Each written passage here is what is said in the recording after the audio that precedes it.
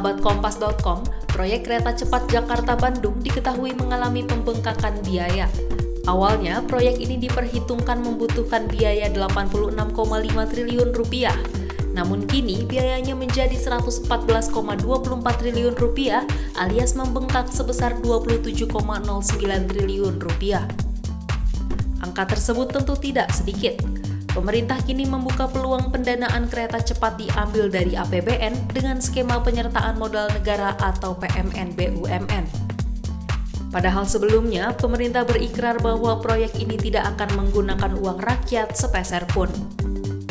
Hal ini berkaitan dengan perjanjian awal yang menyebut proyek tersebut murni menggunakan skema business to business.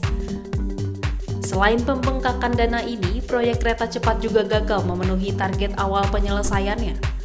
Target penyelesaiannya molor dari tahun 2019 ke tahun 2022. Melonjaknya dana proyek Indonesia-Cina ini bahkan sudah jauh melampaui proyek yang sama yang ditawarkan Jepang melalui JICA.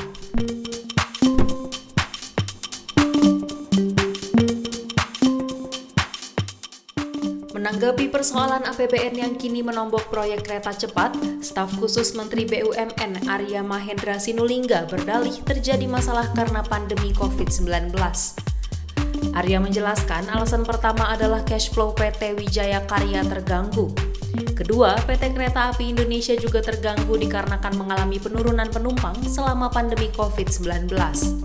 Hal ini membuat mereka tidak bisa menyetor dana sesuai dengan apa yang direncanakan. Demikian juga dengan PT Jasa Marga dan PT Perkebunan Nusantara 8 yang dikatakan terdampak akibat pandemi. Arya juga menyebut penyebab lainnya yakni terkait perubahan desain. Menurutnya, perubahan ini lumrah terjadi karena kondisi geologis dan geografis yang berubah dari awalnya yang diperkirakan. Selain itu, Arya menyamakan pembangunan kereta cepat di negara lain yang juga turut ditopang oleh pemerintah.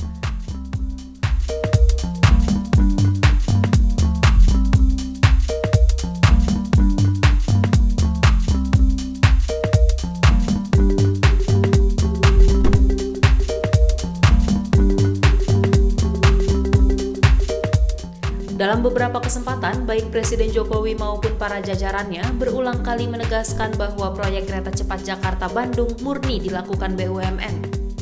Dikatakan bahwa proyek ini menggunakan skema business to business, biaya investasi sepenuhnya berasal dari modal anggota konsorsium dan pinjaman dari Cina. Dana juga bisa berasal dari penerbitan obligasi perusahaan. Pada 15 September 2015 silam, Jokowi pernah menegaskan bahwa kereta cepat tidak menggunakan APBN. Jokowi mengatakan pemerintah bahkan sama sekali tidak memberikan jaminan apapun terhadap proyek tersebut. Namun kini, proyek kereta cepat Jakarta-Bandung terancam mangkrak karena biaya investasi yang kian membengkak. Pemerintah pun akhirnya membuka peluang pendanaan kereta cepat diambil dari APBN dengan skema penyertaan modal negara BUMN.